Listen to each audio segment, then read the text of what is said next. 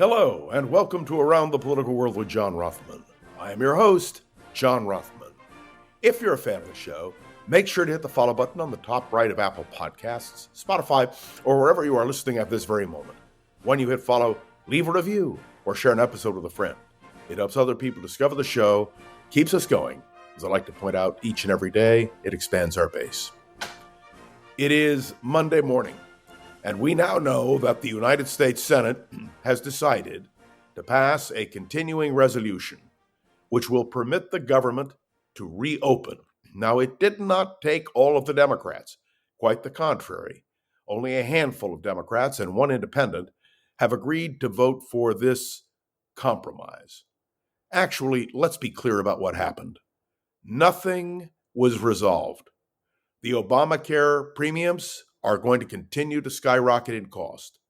All of the small coalition has put together is a deal to reopen the government. Now, some will argue that is a good thing, and it is a good thing. A lot of Americans have suffered because of the closing of our government. And not only that, take a look at what's happening in airports. And remember, Thanksgiving is coming up. So the Senate really now, what they've done is once again kick the can down the road. The question of Obamacare and rising costs, not resolved. The question of whether or not we have an affordable country, not resolved. And yet, it appears that this deal will go through. Chuck Schumer, the Democratic leader in the Senate, very upset. He's very upset. He couldn't control his own forces. Let's remind everyone that once upon a time, the parties really had discipline, and leadership really had the ability to influence what members of a party caucus would do. But in this case, the Democrats did not hold firm. The Republicans now have enough votes to make sure that the government will reopen. But the issues, as I've pointed out, are not resolved. We may do this again in a month or two. We may have an ongoing problem. And have you noticed, President Trump hasn't really indicated, as of the beginning of this podcast, has not indicated his view, except I think there is a sigh of relief by Republicans that this is over, at least for a while. How does it affect all of us? Profoundly. And we will see the implications of these actions in the days ahead. But something happened on Friday, which has not been reported until today. And that is that the President of the United States has issued free, unconditional, complete pardons for all of his allies involved in the January 6th attempt to subvert the American election. That includes Rudy Giuliani.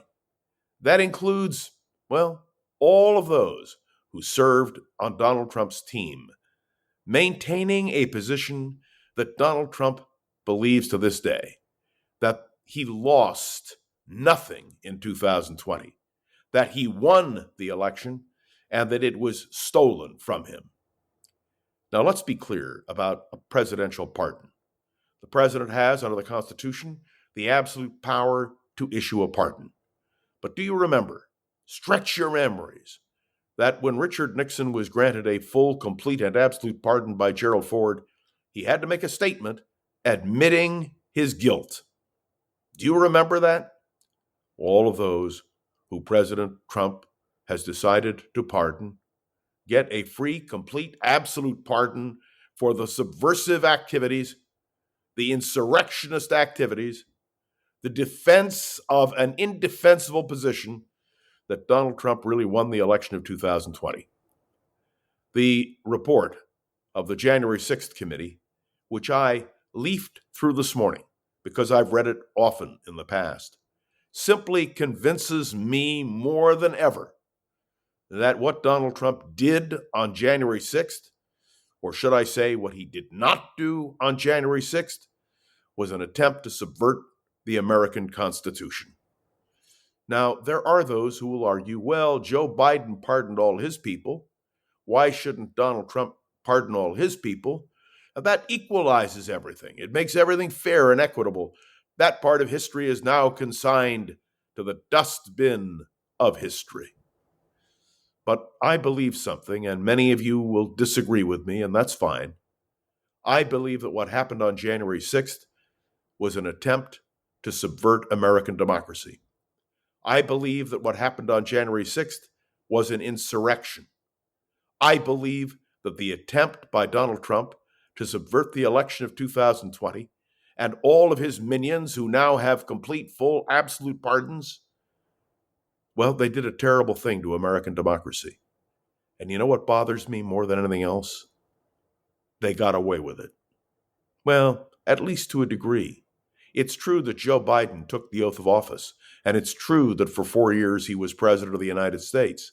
But Donald Trump maintains those 4 years were illegal because Joe Biden never won the election. Let's be clear about something here. Presidents of the United States have an opportunity and an obligation to preserve, protect, and defend the Constitution of the United States. Donald Trump did not attempt to preserve, protect, and defend the Constitution of the United States. He violated his oath of office. And if you remember, Mitch McConnell, the then Republican leader of the United States Senate, voted to acquit in that second impeachment, believing that in the end the courts would stand up. The courts would resolve this question historically. Well, indeed, the courts have affirmed repeatedly that Donald Trump lost the election and Joe Biden won. But it appears that Donald Trump is not content to let that situation lie. No, he's decided to compound the lie. Please notice the double entendre. He has now compounded the lie. And by pardoning all of those who defended him after January 6th, what Donald Trump has done is a slap at American democracy. I feel sorry for Donald Trump, and I feel sorry for those who accept his version of history. But history will record, and the January 6th committee has reported what happened on January 6th. And all of us who were aware in those tragic days witnessed all of it with our own eyes. The House of Representatives is about to reconvene, and several things are on the agenda. One of them, by Speaker Johnson, is a new January 6th committee, which basically is being assigned the job of rewriting history. And it's tragic and shameful. The other thing that we are going to watch now, when the House reconvenes, and at least one new member will be sworn in, there will be enough votes for a discharge resolution relative to the Epstein file. Many of us wait with anticipation to see what the Epstein files will show, what names will be named, and whether or not Donald Trump, who has done everything he can to resist the release of this material, whether Donald Trump will be further implicated in that scandal. Let's be clear. There's a lot riding on what happens in the next few days. Whether it is a vote on the government shutdown, whether it is a vote to reconvene the House of Representatives and the discharge of the Epstein request, all of these things, well, they stand for us to comment on. And let me assure you that on this podcast, Around the Political World with John Rothman, I will comment and I will express a strong view. And that, my friends, is the essence of who we are as a nation. American democracy in action. So stay tuned. We'll have a lot to talk about. Thanks for tuning into another episode of Around the Political World with John Rothman. I am John Rothman. Make sure to follow along. Let me know your thoughts on the show by leaving a review on Apple Podcasts and sharing an episode with a friend or colleague so we can continue to grow and expand, which, of course, is our goal. And I want to say that you can interact with me on Facebook, LinkedIn, my direct email, I love hearing from you, even those of you who disagree with me. In fact, I agree that it is even better to have those dissenting opinions put on the record. And to Gogo's Ogre, the wonderful producer of this podcast, thanks, Gogo, for everything you do every day to make sure we are up and running. This is John Rothman, Around the Political World with John Rothman, and I will be back tomorrow, right here with you. See you then.